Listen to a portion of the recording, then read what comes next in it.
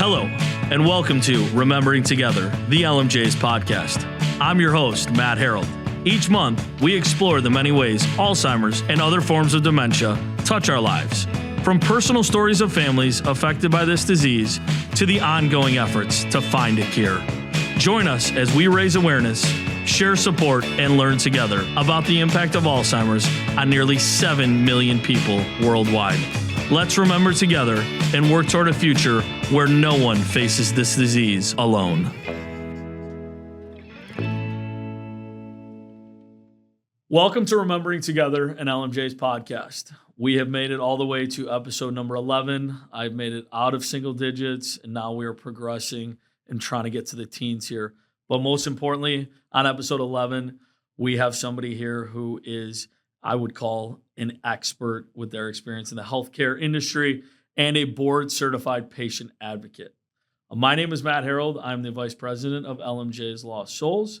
As all of you have heard on any other episode you've listened to or watched, I love to talk about myself, but the point of this here is to let our guests tell us all that they know and to educate all of our listeners. So today I have with me Mary Fedorowski. She is the CEO and co-founder of AVOA Health.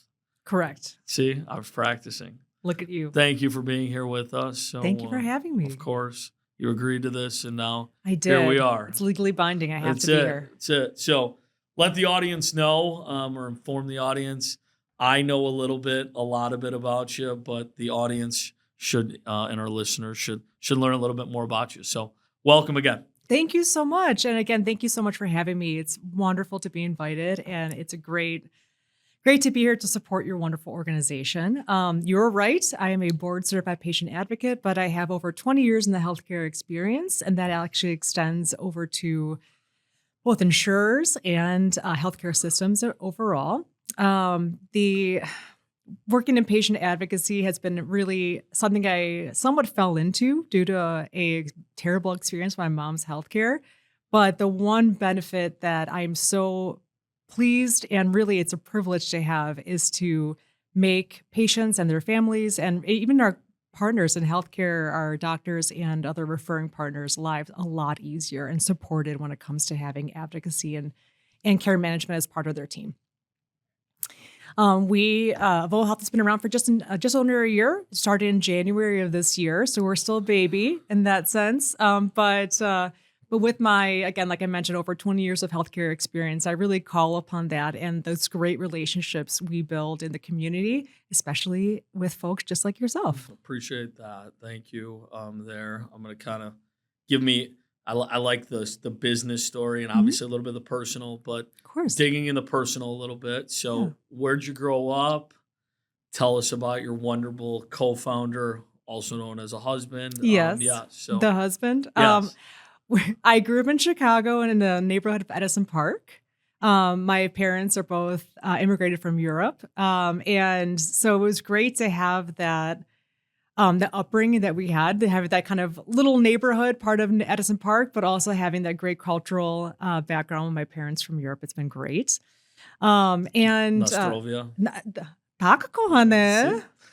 Smacznego. That means like, actually, no, that wouldn't apply. That means like, enjoy your meal, but enjoy your drink. Thank you. And yes, my wonderful co-founder, business partner, and life partner is Sean Keene, and he also grew up in the Chicagoland area in Schiller Park. So shout out to Schiller Park people. Right next to O'Hare Airport. A lot of great people come from that neighborhood, including my husband. But what's great in terms of that, and honest to God, if you were to tell me 5 years ago that I'd be working directly with my husband on this business, I would probably call you a liar. But the wonderful thing in terms of partnership with him is I have that background in healthcare. He has that background in robust operations style and team management, same with me. So it really complements each other on that end. He's learning a little more about healthcare that he probably wish he would have liked and thought about to start. But it's great to have that partnership in terms of that support, and obviously have the ability to design a business and an offering that is the level of quality and level of support that we really haven't seen otherwise in the market around here. It's awesome. Well, and obviously, as you mentioned, two completely different kind of trains of thought and experiences where you come from. So obviously, if you agree on everything because you guys knew the exact same industry in that, Right. obviously. Fun part of a little bit of friendly conflict there when you're trying to learn the space, or he's learning the space more. And obviously, when he's on the operations side, he's got his own experiences. So Of course. you mentioned it a little bit, but kind of why the company started, why Mhm. we're here. If you want to dig a little bit deeper as to, I love the personalness of the bad experience because Oh, there I are way too know. many bad experiences that I've heard about in the past. So, kind Right. of why the business start. Tell me about that terrible past experience. Well, I mean, if you ask somebody, what is a great experience in healthcare? They would have a very hard time thinking about something. And if you ask anybody, poll the people outside, hey, what's the worst experience in healthcare? They're like, oh my God, Mary, this thing happened. And that unfortunately happened to my mom. So a number of years ago, my mom was going through her first knee replacement surgery. And number of years ago, my mom was going through her first knee replacement surgery. And she was asked, because it was that part of the tail end of COVID, they weren't bringing physical therapists and occupational therapists into the home at that point, unless you had a serious illness or injury like a stroke or something. Right. So they had asked my mom, because she lives by herself in a 2-floor townhome in Downers Grove, not super conducive to knee replacement No, surgery, with not at like all. 8 stairs, platform 8 stairs. They asked her actually to go in to do inpatient rehabilitation, which she was fine with. Picked a place nearby her home, was happy with it, thrilled. I was with her all day, said goodnight to her around dinner time when my sister came in to kind of take the afternoon shift. And I said, I'll text you in the morning, see how things go. The following morning at about 7:00, I text her, hey, how'd you sleep? And her first response was, don't ever put me in a place like this. So of course my A rave throat, review. my heart right. drops into my stomach. I'm Right. like, oh God. Okay. So call her, what seems to be the problem? And she informs me that throughout the night when she was discharged from the hospital to this new facility, she did not receive any pain medication all night up until that morning. So she still hasn't received pain medication. So this is night one of the honeymoon phase of the Right. place. Okay. Yeah, Right. Which gotcha. is, illegal, unethical, among Right. the other Right. things, right? And then also on top of that, throughout the night, she needs to use the restroom and she can't, move herself at that point post-surgery without support. And nobody came for hours. So she ended up taking herself to the restroom, which it sounds like, oh, it's just to the restroom in the room. But the big thing is if she were to fall on that knee, which is likely because she's coming off anesthesia, she's not feeling great, Totally. it would be irreparable damage to that brand new knee she just got. So she took herself to the restroom on top of it being incredibly painful because, as I mentioned, she's on a pain medication at this point. So I'm like, okay, hold tight. Help is on the way. I ended up calling every single person I could possibly think of and of cashing in a, friend of a friend favor. And I informed their staff that she's either going to be transferred to my house or to somewhere else, but she's like, pack up her stuff. She's leaving that day. And we ended up getting her transferred to another wonderful community by a couple hours within noon that day. She was in that place, which is unheard of. I'm sure most people that don't really work in senior placement, but to get a 4-hour turnaround time to get placed somewhere is like a miracle, basically. Doesn't happen, right? So, okay, she got transferred to a place. That's great. And a few days later, when I'm just walking my dog and, I'm just, thank God everything's okay with mom and she's safe. And like my blood pressure is now at like a normal human level, not like through the roof like it was a couple of days ago. I started to think like, what happens when they don't have a Mary or a Matt they can call? And the answer is most people are stuck. They're really, Right. really, really stuck. So it led me to explore patient advocacy a little bit more. And I knew about patient advocacy because I worked for Blue Cross Blue Shield and other healthcare systems like Advocate and Ascension. And we have patient advocates that work for those companies. However, the biggest difference is that you can't refer out to other healthcare systems or other insurers, you're not agnostic. And that was a big benefit for us being a private patient advocate and care management group. We can refer to anybody, any healthcare system, if we thought they were the best. Versus having options, right? Yeah. Absolutely. Absolutely. So I ended up in the last few years getting certified through the American Cancer Society and also through, again, like you mentioned, a board certified patient advocate. And then we launched AVOA Health in January. Wow. Serving patients ever since. That's awesome. No, and obviously, I think it was kind of like what you say it's like the personal experience of a good experience versus a bad experience. I forget what the exact data point is. Like someone has a good experience, they might tell one person. Right. Someone has a bad experience, they might tell 10, 20, or 100. Yep. And quickly with the power of the cell phone and the internet, and you can blast this anywhere you want. So it's no one really is, it's like bragging about how great the experience was because that's what it should be, or that's, but when it's bad, it's really bad. It's really bad. So obviously that's why you are so passionate about this. Obviously there's so many different kinds of situations that you encounter. It's not just, what LMJ's is about when it comes to memory care. There's so much more on that. To kind of lay the landscape of what is it that is a good, I don't want to say referral, but what's the ideal client patient for you guys, or where is that variety that you guys can handle? I mean, if I were to say ideal, is if the healthcare system was working the way it should be, I would be out of a job. And so that you will be employed forever. I'm sorry, you know what? I always like to say when I used to work as an EMT, I'm like, everyone's doing stupid stuff and getting sick, so I always have a job. But same with the it's true though. I mean, come on. But when it comes to this kind of work, the people, I would say maybe the better question would be who typically calls us instead. Okay. Because, ideally it would be everyone's getting the best care that they need. And again, we're always there just to make sure the trains run on time. Right. But the people who typically call us are folks about our age, 30s and 40s, and mom and dad are, getting sick or have a diagnosis of dementia. So very young people. When you say 30s and 40s, that's what I'm saying. Young, impressionable, gorgeous, intelligent, perfect. All right, so stunning. I am the ideal client. All right, this feels good. All right, perfect. And my ego is very small. Continue. Sorry. It's two-way street, buddy. Yeah, that's it. But when it comes to this, though, it's typically that sandwich generation. Folks who I'll use it as an example. You have two young kids you had mentioned, right? And your parents are probably, if you had, if everyone was with us, it'd probably be in their 70s-ish, Yeah. So typically folks who call us are people who feel overwhelmed with the care of their parent. Or notice something that could be quite different. So a lot of patients who call us maybe don't live in the state, but they're visiting and their parents live here, and they notice, hey, we were just over there for Thanksgiving, and I talk to my mom every week or so, and she says everything is fine. And then when I see her, I'm like, oh, something is not right.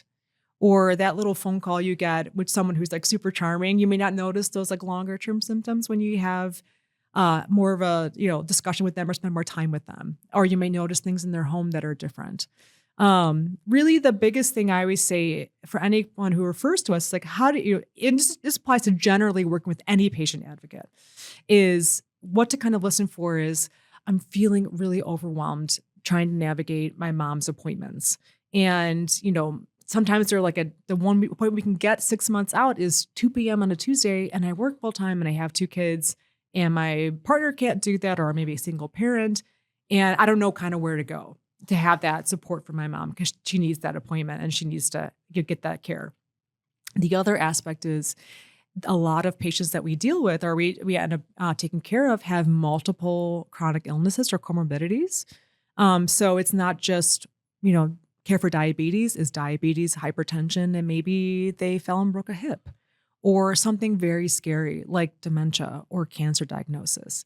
So we take that very seriously, obviously. And the one thing we really like to do is to make sure we're getting as much information as possible so we can get an idea of how to get a handle of that overwhelm and take that logistical and administrative burden off the families so they can worry about just being, a son or daughter or just being that person's spouse.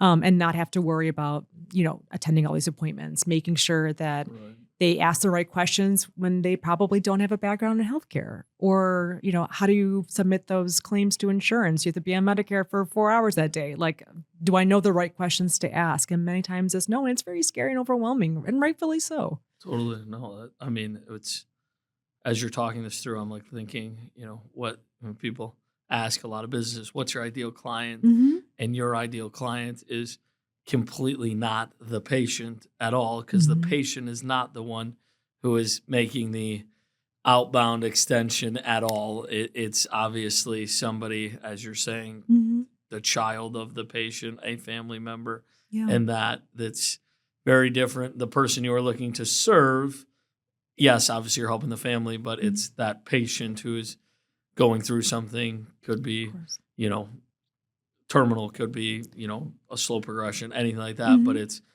putting the help of or help to the family of that person while also taking care of the patient as well. So, Right. kind of with that, how can people access resources? Whether it be for a family member or a friend, Mm-hmm. that's obviously reaching out to you directly is a great option, Mm-hmm. but I'm sure there's other options that you're well aware of as well when it comes to getting resources. Of course. And even if folks choose not to go with us, that's totally fine. It's so long as they have that support they need. And there are a ton of resources. So most people tend to start with their primary care provider, and then say, like, hey, mom needs, I'm noticing some memory issues. They may refer to other specialists. Um, a lot of community support networks are in there. The one thing I always say is if you need somebody to call a patient advocate, you can call me.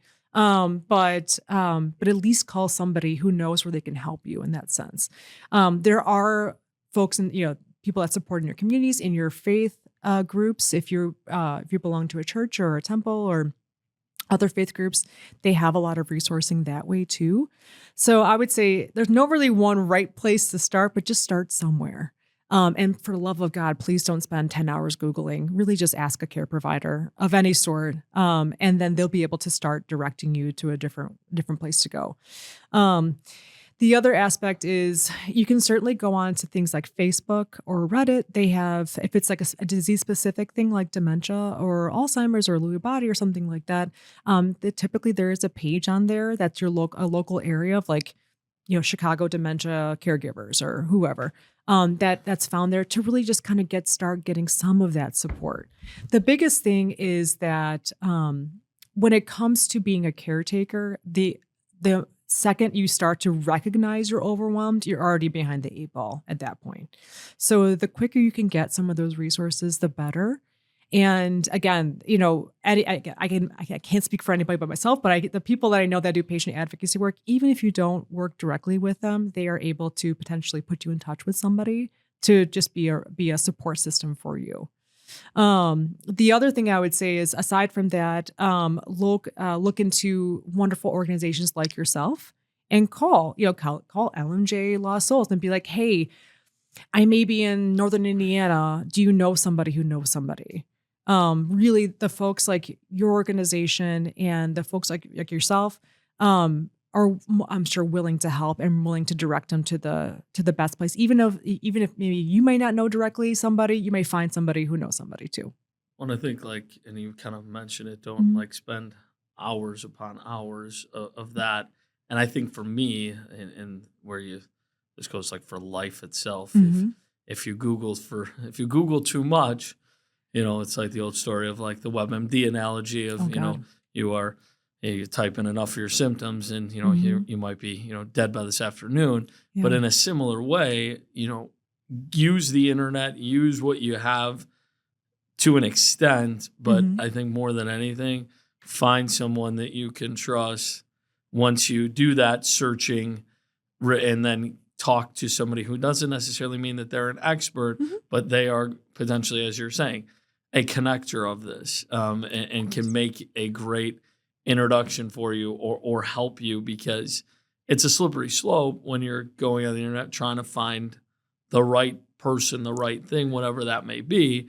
And I enjoy when someone reaches out to us. I am Mhm. not an expert by any means. Mhm. I've had my own personal experience with Of this, course. but it's okay, I got you. Like we have a resource guide. Let me help you. Right. Let me point you in the right direction, and then I can give you my opinion of the people on the resource guide, and then you can call 3, you can call 1, you can call, or take my information and say thank you. But whatever it is, how can we help? And that's huge there. So, how do you partner with associations, organizations, and especially with Alzheimer's associated organizations? If we can dig there, and then we can talk about your business as a whole. Yeah, let's start with Alzheimer's. I'm selfish when I say it. So As how do you you partner should with be. those associated organizations? We make friends with people just like yourself.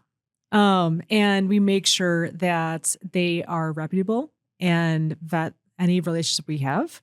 Obviously Alzheimer's Association, LMJ Law Souls, your reputation precedes you as a wonderful organization that does fantastic work in the community. So that's kind of what we started off doing that. But the biggest thing for me is I always like to have a relationship with somebody who's in that organization, if possible. Because it's great to say, hey, call the 800 number for the Illinois Alzheimer's Association, or call the 800 number for LMG Law Souls. Or I could say, let me just reach out to Matt and let me connect you, make sure that you can get that nice warm connection in that sense. That to me is incredibly important. The one thing that I notice is when, I don't know how you feel, but many times I'll go to a doctor's office and they'll give me a list of providers. They're like, call them. I'm like, cool. I have no idea who these people are. I have no idea if they're nice. It's usually 800 number of like, is this the best thing for me? So we tend to just take that research upon ourselves and be like, hey, I know I can call Matt. You have my cell phone number. I have your cell phone number. Let me just text him really quick and see if he's free. So you can talk through that. Right. That caring, kind of supportive connection is incredibly important to me. The other thing is for us, it helps to have those relationships with anybody else in an organization. I think that's what makes my world go round in general in terms of our business, but just personally too. It's kind of steps behind in terms of, I said step behind is the wrong word, but it brings back to that more personal high touch that is so important, especially when that person is going through crisis. If they're calling me about a dementia patient, that means something is wrong in their life. They're not just calling me to have a good time and be like, hey, do you know anybody who's dementia? I'm doing a research paper on that. It's like, my mom's sick. I don't know what to do. And the last thing I want to do is now be put into a queue of a call. Correct. Right, 100%. Yeah. Correct. So again, coming back to that, having those really, building those relationships within the community to have that supportive, like warm handoff, but also doing the research on our end of what kind of patients we're seeing so I can be prepared. Totally. I think it's so hard when you're going through something so difficult, right, and then you feel like, you're just like, on a wild goose chase potentially. So Yeah. I think that, and it's like when you get those recommendations and they give you the list of providers or whatever. And I'm that person who's like, all right, just let's go behind the curtain here. I'm like, all right, who do you really recommend? Like, Right. Just like be honest, and I won't even hold it against you because it's like, oh, you call and they're not available for 4 weeks. All right, well, you gave me a list of 8 others that I can reach out to, but tell me who you really recommend to reach out to. And then we can, if they're just not feasible or they can't meet the need because you want to meet this afternoon and if that's just can't be done, or is it, hey, you gave me what, you have, but not just, good luck and keep chasing, so it's there. So obviously the work you've done, you've got years of experience. The business is newer. We'll take, HIPAA compliance and all that here. Of course. If you want to talk about, give an example of something that you've experienced with a patient, I hate calling them client, but it's a patient to me. And obviously, yes, it's business or clients, but some impactful for you and or the person. I think of 2 stories when I think of that, and I'll maybe give the more entertaining one. We can go 2. I mean, hey, maybe the audience finds the second one more entertaining than you actually thought. What do you got? We'll see. All right, well, here we go. One from forever ever ago and one more recently. How about Perfect. that? Like it. We'll do forever ever ago. When I was an EMT, I had the privilege of taking care of a number of folks that had Alzheimer's and dementia, excuse me. And one that kind of comes to mind is a woman that I used to see very often. We were called to her home pretty often. She was in later stages of dementia, and she was having some more serious symptoms like physical outbursts and hallucinations. And for those, I mean, I have the most empathy for folks who are dealing with that from the patient perspective and also from the family perspective. It is very scary to see your sweet little Nana, act out and potentially put herself in danger or put someone else in danger too, right? And also with empathy, I really have sympathy for folks who have those kind of late stages like hallucinations, because let's be honest, that's real to them. It is absolutely real, and you have to really treat it as such, right? But this patient, we got called to her house because she was trying to crawl out the window because she wanted to attack the monkeys on her roof. That sounds funny. It was not funny at that time. No, not at all. And I remember my old partner saying, if you don't ever try to convince somebody that that's not happening, right? You have to really just bring them in and reduce their fear level if you can, and make that connection first before you go off the handle and say, oh, no, Nana, there's no monkeys out there. I can say that now because I'm not in that middle situation, but it's very, and for her, again, it's totally real. So I'm like, okay, let's try to, calm her down a little bit. And because she was obviously incredibly scared. And I'm like, okay, well, what kind of monkeys are we talking about? So, oh my God, they're the purple monkeys. And I'm like, oh, okay, well, maybe, are you sure they're purple? Yeah, they're purple for sure. And I'm like, well, they're not really, that's really not their migratory pattern. That's not really great. They're usually here in spring. And if you look outside, there's snow. So it's winter. So that's not usual how that is. That's kind of weird. Huh, interesting. Well, maybe they're not purple. Maybe maybe they're gray. And she was so worried that they would come into her. And then she come into her house, first of all, to attack her. But then when she started to calm down, she's like, well, we need to make them pants because obviously monkeys have to wear pants in the house. I'm like, obviously, pants are important for anybody. And it's winter. You don't want to Donald Duck everyone out here, right? That's true. And she ended up talking with her and calming her down a little bit. Again, making that connection and reducing her fear a bit led her to telling me about how her father owned a tailor shop in Chicago and how she would work there as a little kid. And I would start to ask her hey, what kind of pants should these monkeys be wearing? Would the pleats go in the front or in the back or the side? How, and then at the end, she calmed down so much that she was laughing because she's like, oh, monkeys wearing pants. That's super silly. Right. And I'm like, yeah, it's kind of silly. I'm like, oh my gosh, but it brought her back to kind of the center of just reducing that fear for her, making that connection, which is incredibly important. And also giving her family a break because they're like, oh my God, we just don't know what to do because she couldn't be reasoned with at that point. Right. So with folks who have dementia in that sense, that is so important to and I would say to really any patient in general, but specifically people who have dementia, you really have to meet them where they are. And whatever they're saying is real for them. If they're saying, I'm the worst person in the world, that I come and try to help them, that's real. I need to make a case that I'm not that way, right? And I need to learn how to use effective communication and just really adjust the environment and my presence in that scenario to make it a little bit easier for them, not the other way around, right? And when it comes to patients we have, and that was one story. The most recent story we had too is somebody who actually didn't even work with us. They called us for assistance. He was an older gentleman. He's probably in his late 70s, early 80s. Not by means old, but older enough. And his wife is in the late stage of dementia. And he's taking really good care of her. But there's, he's not really willing to get assistance in that sense. And he's not willing to potentially look into a memory care center to get her that support.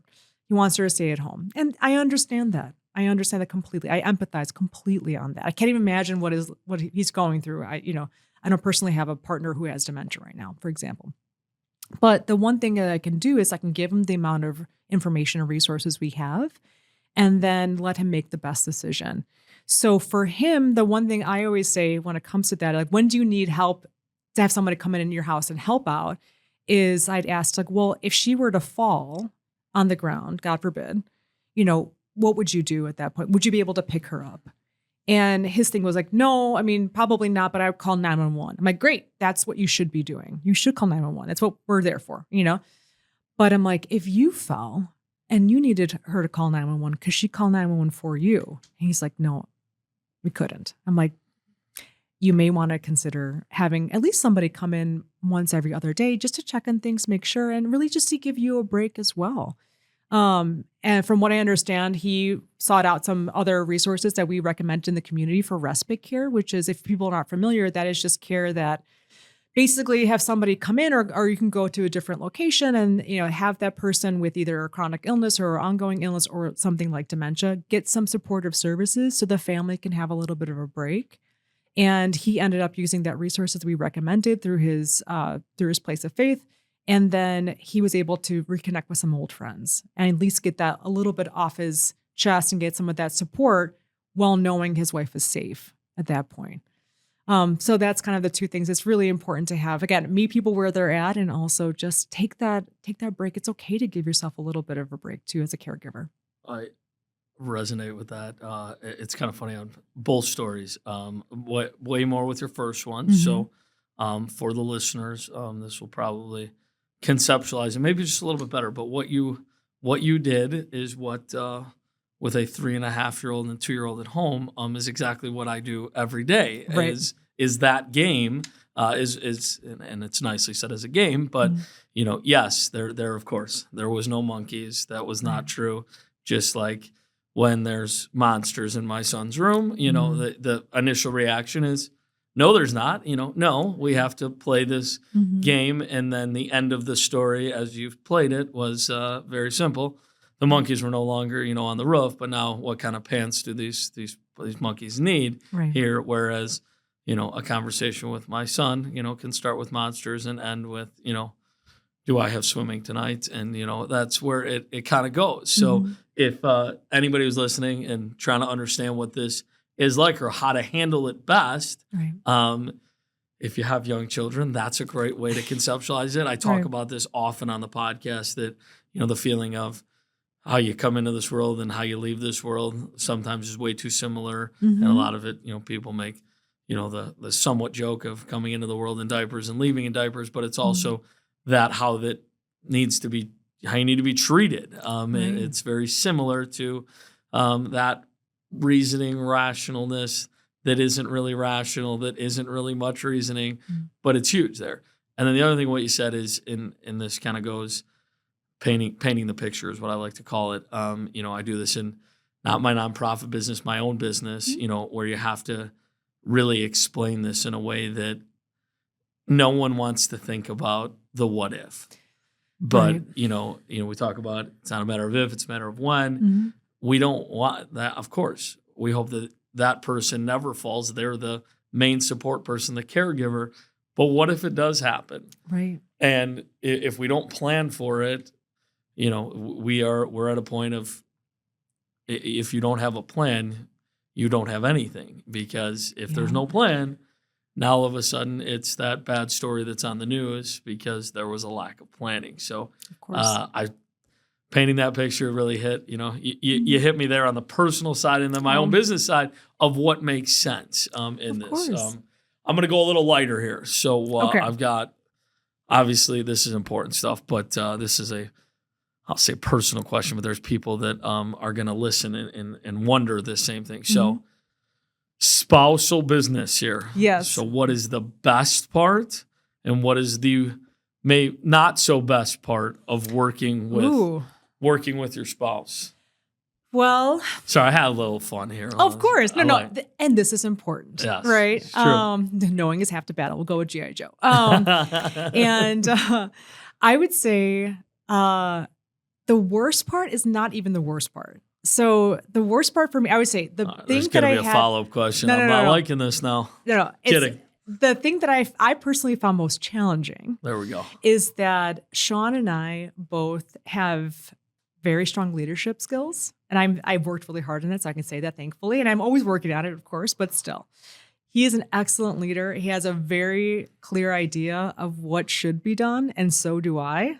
So it's a lot of times it's like, okay, who's going to compromise in between these two things, or what's the better? You have to be good at litigating your point of view, and also understanding that it's just the business, right? So it's two type A's. The worst A part, bit. The worst part would be figuring out how you have to compromise. Of course. If they like, I think this is the best thing we should do, and I'm like, wait a minute, I think this is the opposite of the best thing we should do. Maybe we should consider doing A, B, and C, and D, right? So I can explain it to you, but I can't understand it for you unless you want to listen to me. Here, I got it. Yes, right. Okay. You're not in my brain. Yes, That's a like subsecond of like, you're not in that person's brain, True. and vice versa. True. They're not in your brain. Yes. So you have to act as if, right? The other aspect, I would say that's been the biggest challenge, but it's also been great because it lets me see him in a different light. That kind of comes back to like the better part for me is really seeing your partner from a different perspective. And I truly, if you would have told me, like I mentioned, if you would have told me 5 years ago that my husband would be my partner, I would have called you a liar. But truly it has been the best part of the business because we're both invested in it. Both from a time perspective and wanting it to succeed, of course. Totally. But it's really like if we're at a networking event and to see how he like works a room, and it's like I'm like, oh my God, this is great. It's so he's in his element. He's super outgoing. Same with me. So it's wonderful to see that. So you kind of see your partner from a different perspective. The one advice I would have if anyone is considering working with their spouse is to understand, and I know this is very challenging, that when you talk about business, and inevitably you're going to get teed up about something, it's to know that it's you and that person against a problem, not you and that person against each other.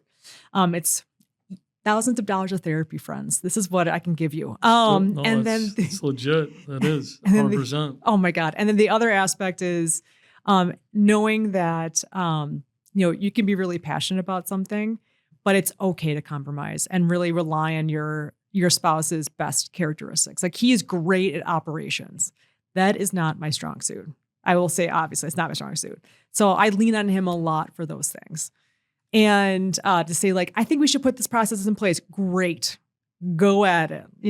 Let me know when you're ready with that draft. We'll talk over, cause I'm like, great. That's one less thing I have to worry about. And I know it's going to be taken care of because he's great at that. It's good.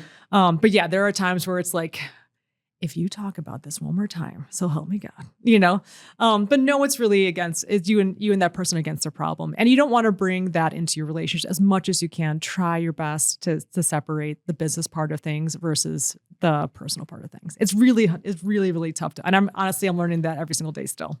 So, I mean, he didn't have a chance to defend himself. So maybe in a future podcast, we might have to have sequel. Both of you to see if there's agreement on this type A battle that we have right here. But I like it. I can call him if you like. I like it. He might be free. That's awesome. No, truly, that's good advice. I mean, I worked with my wife for a period of time. So it was an experience. And 92% great. And like anything in life, it's not always perfect. No, that's for sure. Not even that. I say not even that. Of course, that as well.